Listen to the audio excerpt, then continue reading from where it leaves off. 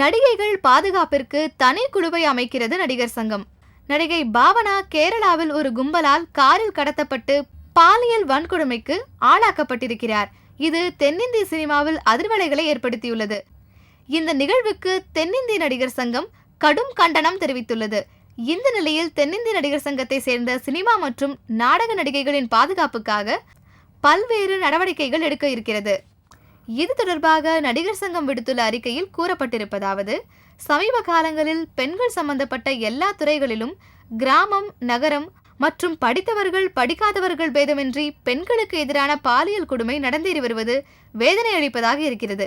இது பற்றி தகவல்களை ஊடகங்கள் மற்றும் சமூக அமைப்புகள் வெளிப்படுத்தி போராடி வருகின்றன. அதில் சம்பந்தப்பட்டவர்களுக்கு தண்டனை பெற்றுத்தர அரசுக்கும் காவல்துறைக்கும் அவர்கள் அழுத்தம் கொடுத்தும் வருகின்றன. இந்த நேரத்தில் அனைத்து திரைத்துறை கலைஞர்களுக்கும் ஒரு வேண்டுகோள் வைக்கிறோம். உங்களுக்கு பல லட்சக்கணக்கான ரசிகர்கள் இருக்கிறார்கள். அவர்களுக்கென தனி அமைப்பு ஏற்படுத்தி பல நலத்திட்டங்களை செய்தும் வருகிறீர்கள். அத்துடன் பெண்களுக்கும் சிறு குழந்தைகளுக்கும் ஏற்படும் பாலியல் வன்கொடுமைகளுக்கு எதிராக குரல் கொடுப்பதையும் விழிப்புணர்வு ஏற்படுத்துவதையும் முன்னுரிமை கொடுத்து சமூக செயலாற்ற உங்களை அன்போடு கேட்டுக்கொள்கிறோம்.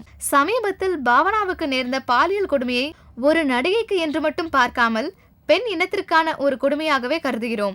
இந்த நேரத்தில் எங்கள் உறுப்பினர் வரலட்சுமி இது போன்று தனக்கு ஏற்பட்ட தனிப்பட்ட அனுபவத்தை மனக்கசப்புடன் ட்விட்டரில் பகிர்ந்து கொண்டிருந்தார்.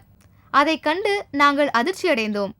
இதை சட்டப்படியும் தார்மீக ரீதியாகவும் அவர்களுடன் இணைந்து குரல் கொடுக்க நாங்கள் முடிவெடுத்திருக்கிறோம். திரைத்துறையில் இயங்கி வரும் பெண்கள், நாடகத்துறையில் உள்ள பெண்கள் தொழில் பாதுகாப்பையும் உளவியல் ரீதியான பாதுகாப்பையும் காப்பாற்ற தனிப்பட்ட கவனம் செலுத்தி தனிக்குழுக்கள் மற்றும் வழக்கறிஞர்கள் ஆகியோரை நியமிப்பதை குறித்து வருகின்ற செயற்குழுவில் விவாதித்து முடிவெடுக்கப்படும்.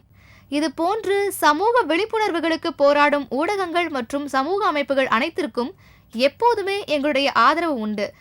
அவர்களுடன் சமூக மாற்றத்திற்கு இணைந்து செயல்பட நாங்கள் காத்திருக்கிறோம் என்பதை தெரிவித்துக் கொள்கிறோம். இவ்வாறு அந்த அறிக்கையில் தெரிவிக்கப்பட்டுள்ளது.